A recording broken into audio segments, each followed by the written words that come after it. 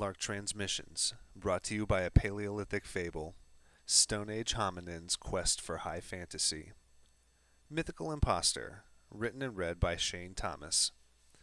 Before they came to steal the crops and wares, the village Hinruth made an ideal home. The planet Haran harbored only a handful of cities, and nearly half of the Numa lived in rural isolation. Peck, the miller's son, loved his small town. The boy hauled bags onto a cart bound for the granary in the midsummer sun. Sweat beaded on the brow of his wedge-shaped head. His steely blue skin glinted with the sheen of his labor. His tail twitched instinctively at the strange rumbling, and his long neck tipped skyward. 5 sets of wings thundered toward Hinruth, blotting out the sun. Their hides shone brilliant silver, slashed on hip, wing, and shoulder with black streaks.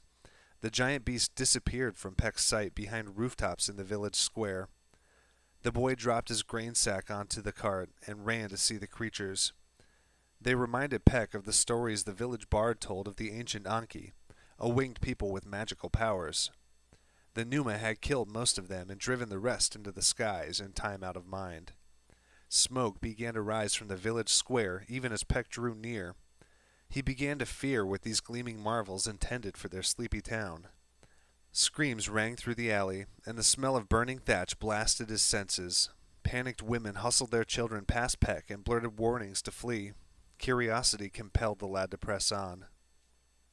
Amid the blaze and commotion, 2 creatures lashed bread, cheese, smoked meat, dried fruit, and barrels of ale to a cart while others fought back the village men.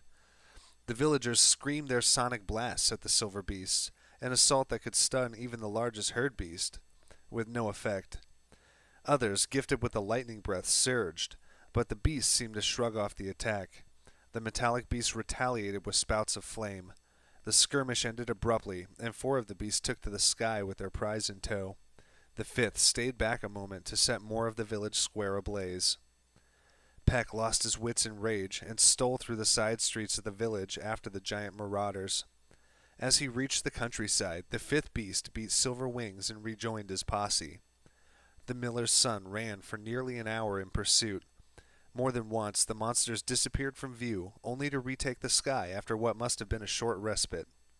Finally, the beast failed to rise airborne, and Peck knew he neared their dwelling.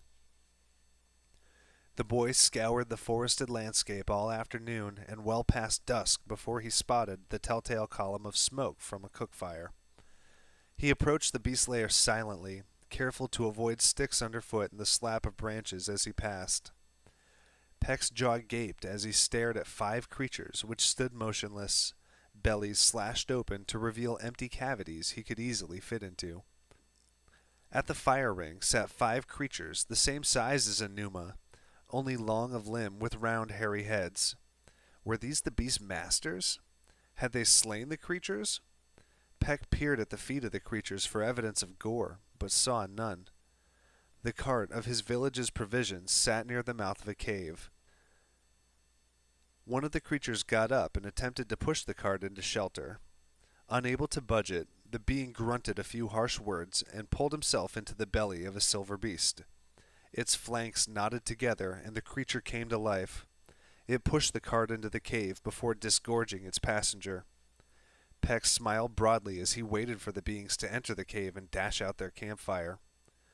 The miller's son crept up to the nearest silver creature.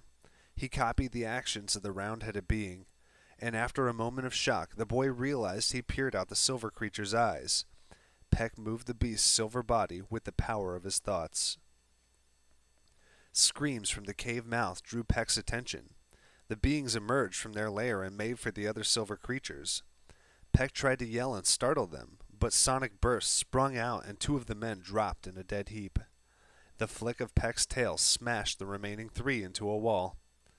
It took the boy nearly an hour to articulate the silver beast's fingers as he tied up the 3 unconscious bandits. As the sun rose over Hinruth, a silver beast pushed a cart loaded with the village's goods and 3 strange creatures bound and gagged on top. With Peck's new machines, rebuilding the village square was simple. If you enjoyed this story and would like to hear or read other Lark transmissions, visit www.lark-sci-fi.com. That's LARC-SCIFI.com.